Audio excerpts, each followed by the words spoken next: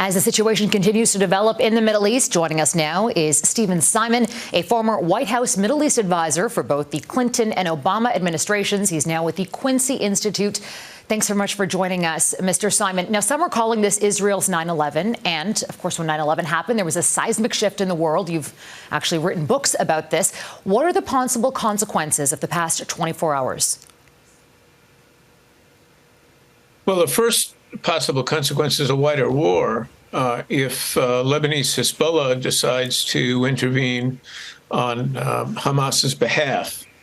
There are unconfirmed reports that Hezbollah has reached out to the Egyptians in a back channel to say that if the Israelis go into Gaza on the ground, then Hezbollah will intervene.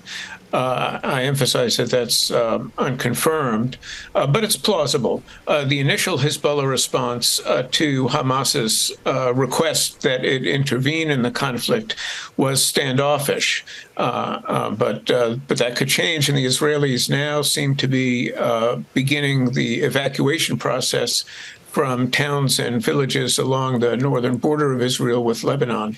You mentioned Hamas has taken hostages. There are reports some are being held in tunnels. So how does that complicate Israel's response right now?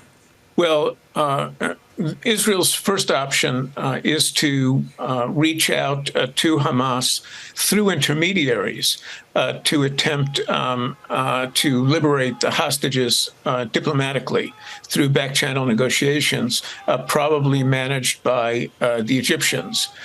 In the past, that hasn't worked out all that well. Hamas tends to hold on to its Israeli hostages and Israeli bodies. Bodies of killed Israelis for quite a long time, looking for the most opportune moment to cash in on them.